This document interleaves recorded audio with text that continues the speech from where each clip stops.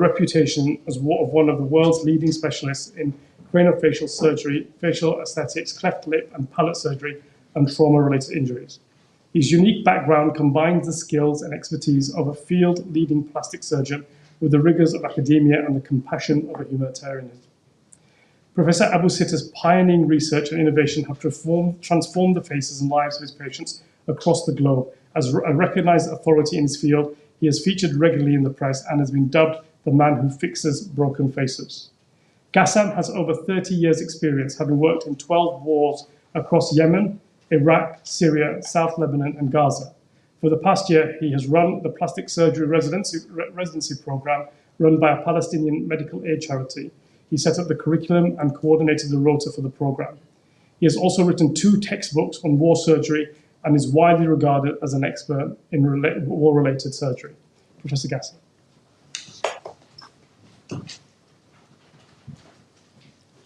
Thank you very much for coming. I'd like to basically first pay tribute to my colleagues who have been killed in Gaza. Over 160 Palestinian doctors and nurses and paramedics. Pay tribute and call on the medical establishment to advocate for the immediate release of over 10 doctors who have been arrested openly or have been disappeared. And to start with, I arrived in the Gaza Strip on Monday, the 9th of October, in the early hours of the morning. And that was a decision that I made on the night of the 7th of October, having realized that Gaza was about to face a extremely brutal and vicious attack. I reached out to my contacts at MSF, who arranged for me to travel to Cairo on Sunday and then make it across the Sinai Desert in a car to get into Gaza, with the feeling that usually in these conflicts, there's a small window at the very beginning that you can use to get in. On arrival to the Gaza Strip, I went to a family house, but within half an hour, the whole neighborhood had been telephoned by the Israeli army and informed that particularly the tower blocks behind the house that I was in were going to be targeted by the Israeli Air Force. Almost the whole neighborhood was in the street trying to run away. I then moved to another house, and we were pinned down that night because of the severe bombing.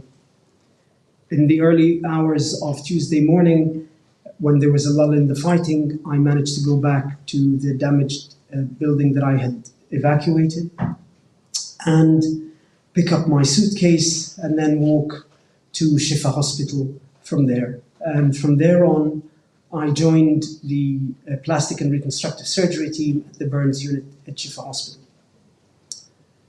During my time at Shifa Hospital, it became apparent that 40 to 45% of all the wounded were going to be children.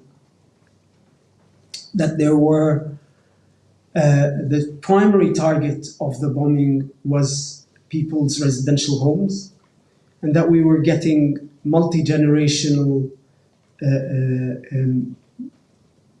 patients from the same families in each air raid. Most of the injuries initially were blast injuries, and these were severe soft tissue traumas, severe facial traumas, multiple fractures. And then as time went, we saw the introduction of incendiary bombs where the patients would have over 40% of their total body surface area burnt with no other injuries. And by the time Shifa had collapsed, there were over 100 of these patients at Shifa Hospital. And we started seeing phosphorus burns. I had treated white phosphorus burns in the Gaza Strip during the 2009 war and was very familiar with the very characteristic injuries and burns that they make. As a chemical burn, phosphorus burns burn right through to the inner core of the body and only stop when they have no exposure to oxygen.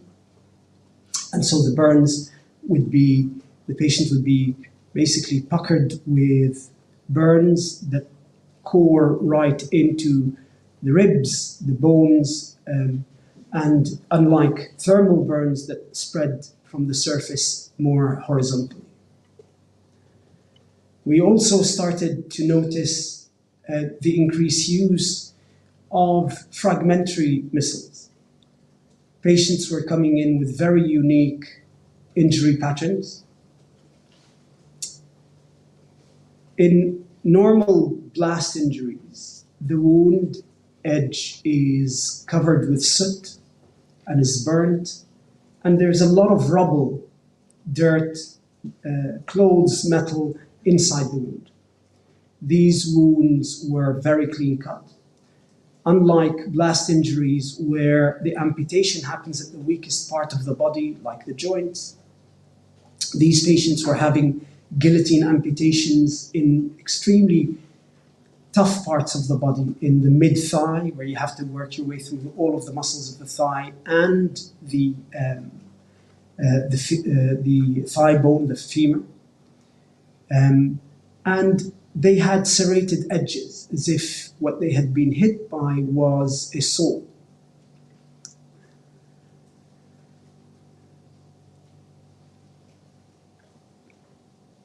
Really, by day 4, day 5, half of my operating list, which was around 10 to 12 cases every day, starting at 8 or 9 in the morning and finishing at 1 in the morning, were children.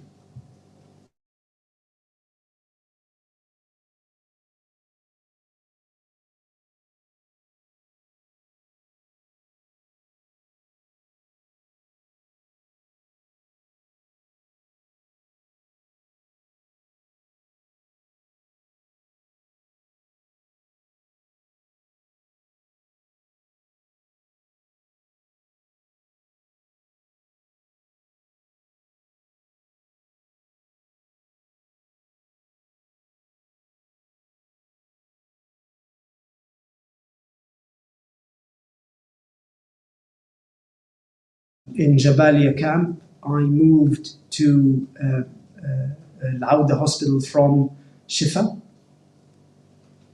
On the 3rd day that I was there, and in front of me, I witnessed a phone call by the Israeli army to the medical director of the hospital.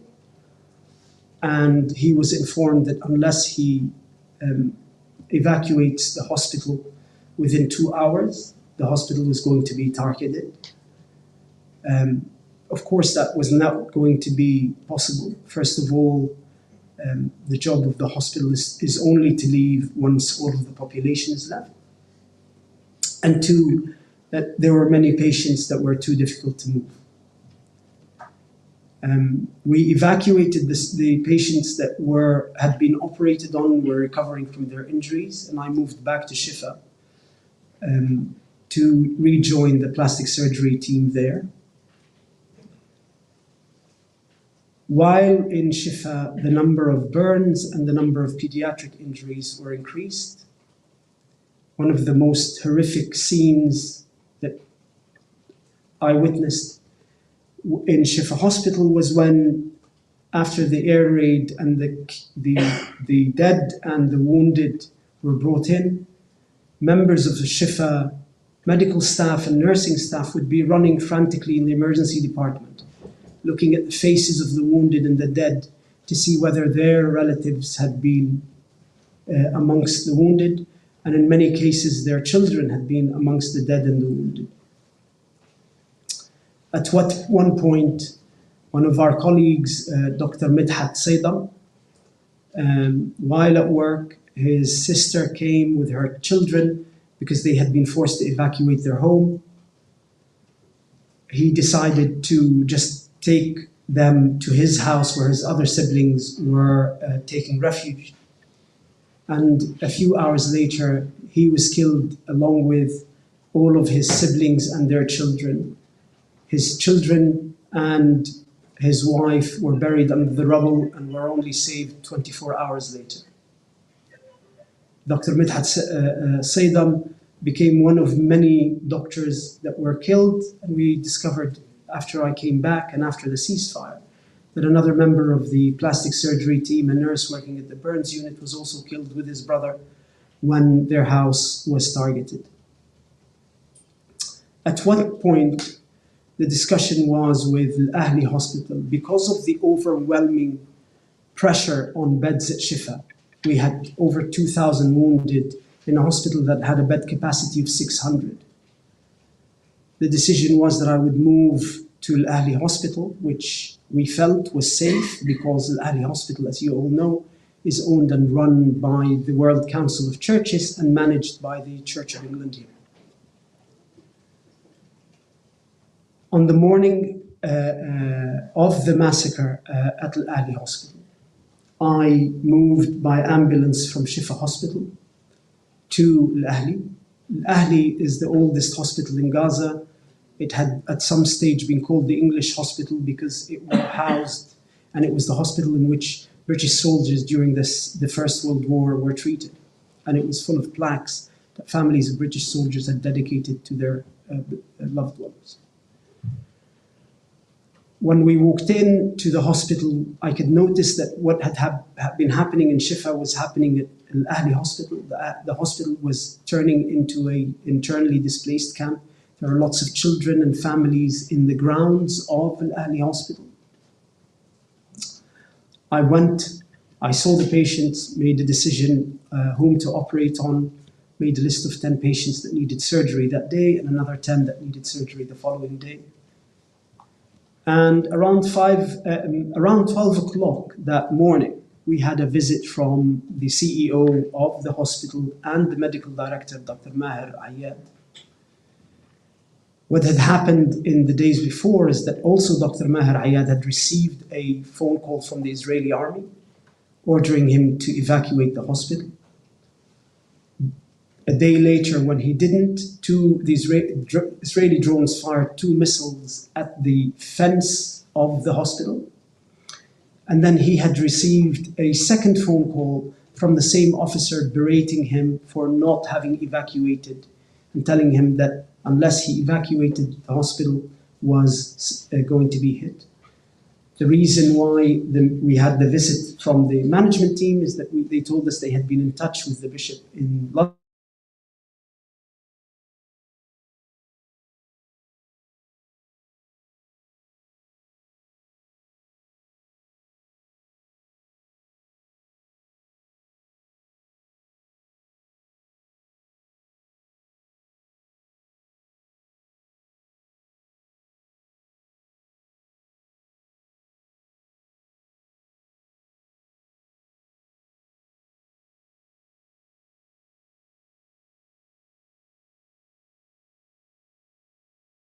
A lot of bombing around the hospital that you could kind of...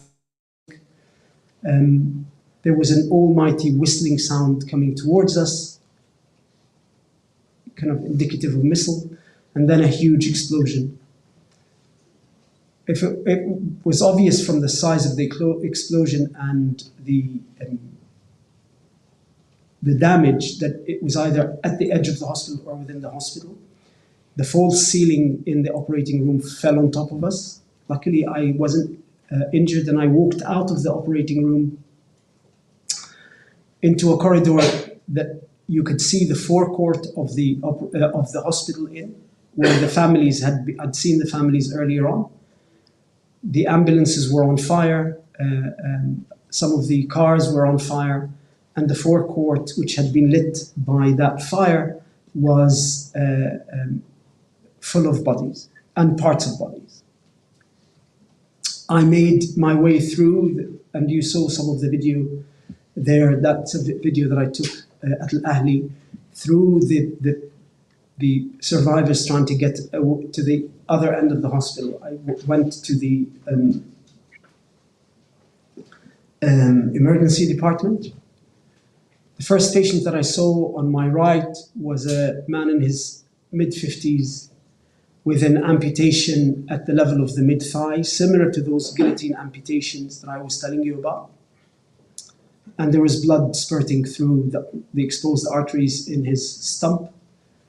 I took his belt and tied it as a tourniquet and then set about trying to find someone's shirt to take it and tie it as a second tourniquet, and try to resuscitate him.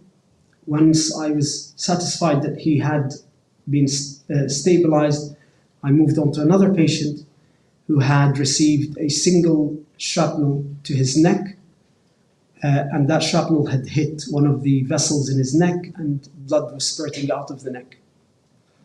I put my hand on the wound to try to stop the bleeding, and found someone else to put their hand and started resuscitating that patient. While I was resuscitating the patient, the ambulance staff started to arrive, and I had a tap on my shoulder, looked behind, and there was a stretcher with some paramedics. We moved him to the stretcher. I kept my hand on his neck so that we'd stop the bleeding, and helped carry him outside, and we walked out into the forecourt to try to get to the ambulances. And that's when I saw the full extent of the carnage in the forecourt. Not only were there lots of dead bodies, but there were also parts of bodies, and I remember walking past the amputated forearm of a child. I took him to the ambulance. I then went with him to Shifa Hospital, and that's when the rest of the wounded came. From Al-Ahli to Shifa as they were brought in. And then when we had triaged and stabilized the patients and sent them up to the operating room, I went in and rejoined the burns unit at Shifa Hospital.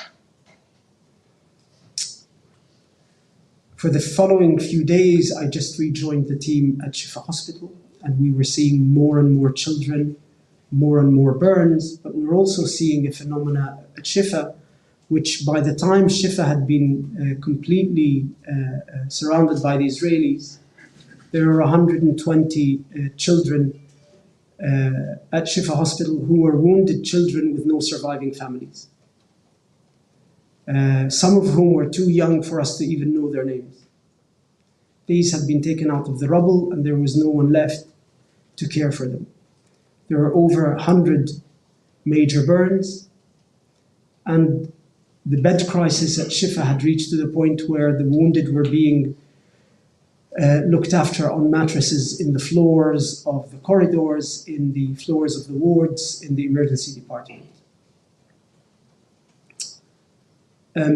I stayed at Shifa for a while, for a few days, until the team at Al-Ahli Hospital was able to fix two of the operating rooms and reopen the ground floor so that at least Al-Ahli could be partially functioning again. Because of the pressures on Shifa, where we were less and less able to operate on patients because of lack of medication, lack of consumables, lack of anesthetic, I decided to go back to Al-Ahli, but on a shuttle basis. I would take 5 or 6 patients from Shifa Hospital to Al-Ahli Hospital, operate on them there, and then initially first day come back to Al-Ahli and join the team at the end of that working day and operate, and then go in the morning back to Al-Ahli and take some more cases. That continued until one morning I was in the ambulance trying to go to Shifa because I had promised a colleague whose son had a severe facial injury that I would operate on his son at Shifa. And when we were in the ambulance, I could see at the end of the road Israeli APCs crossing across the street that we were in. And we turned around and came back. That night, we had an influx of patients whose families managed to get them out of Shifa Hospital before it was completely surrounded.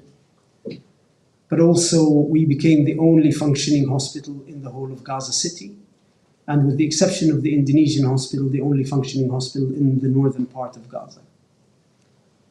We started then receiving direct injuries to Al-Ahli Hospital.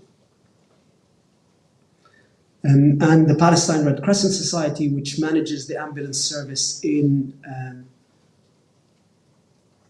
the Gaza Strip, set up a trauma stabilization field hospital inside the grounds of Al Ahli Hospital. For that period afterwards, we started seeing more and more of these fragmentary missiles. But we also started seeing, and for the first time since I was in Gaza, people with, patients with high velocity sniper injuries. And we could hear the distinctive noise that the quadcopter makes, followed by a single shot. On one day, we received 20 patients. There was a mother and child. There were some brought in dead from the quadcopters, and we discovered that these quadcopters had to Al Ahli Hospital. These patients, these wounded, were trying to come to Al Ahli to see family or for medical emergencies rather than for wound emergencies, because by that time, all of the hospitals in Gaza, including the pediatric hospitals, had been completely neutralized and put out of service. These injuries are very distinctive because the size of the inlet wound to the outlet wound is disproportionate. The inlet wound is a very small stellate-shaped wound, and the outlet wound, where that high velocity, high energy bullet comes out, is bigger than a clenched fist. I remained at Al Ahli Hospital, but witnessed the dwindling of the supplies, and some of the patients, especially the little girl whose leg was covered in shrapnel that you saw, we started having to perform extremely painful procedures, including on that 9-year-old girl without anesthetic. Patients were starting to develop wound infections, and at a minimum, we needed to clean the wounds so that we can hopefully, once things stabilize, operate on them. The final straw came when a mosque in Sabra neighborhood was targeted. 60 people had been brought in dead, and hundreds were wounded. That night, we operated into early hours of the following morning. Around 5 o'clock, I was informed by my colleagues that we had run out of anesthetic and that the operating rooms would no longer be able to look after patients. That's when I made the decision to go to the south, because I had felt that as a surgeon with no access to operating rooms, no access to morphine, no access to ketamine, which is a kind of veterinary anesthetic that we used to use on patients, there was nothing for me to do. And that was day 40 of my stay in Gaza.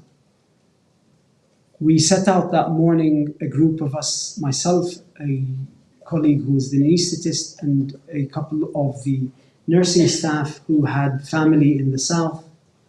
And we walked for over 5 hours through what looked like a scene from a dystopian film. There were bodies everywhere.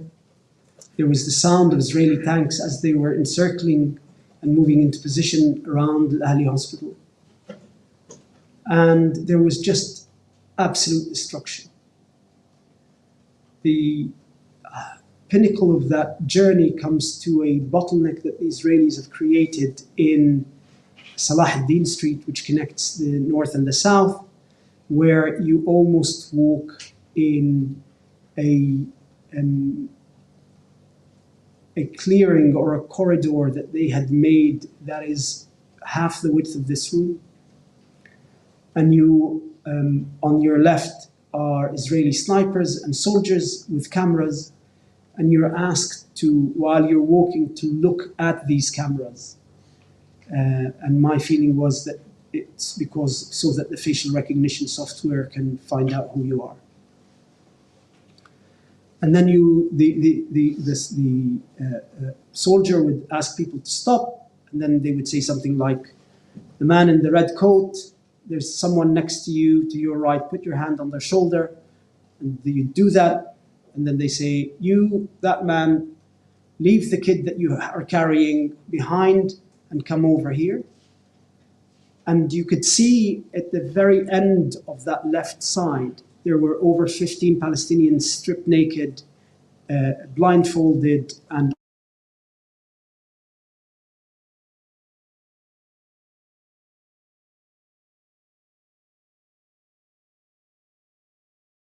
at Nuseirat camp and joined another hospital in Sirat camp, but quickly realized that the crisis in consumables, in medication, in these hospitals meant that a lot of the surgeons were unable to take their patients to the operating room. And for 2 days that I was in Sirat before I left, I was just doing changes of dressing because there was no ability to operate on these kids. That's when I made the decision to leave the Gaza Strip. And the following day, my name came out on the list that, at Rafah border, and I left through Rafah on day 43. Since I've left, we've discovered lots of colleagues had been killed and taken out of the rubble. Since I've left, the Israelis have bombed Al-Awda hospital, killing 3 doctors and narrowly killing a 4th. And the whole of the northern Gaza Strip still has no hospitals functioning in it. Thank you.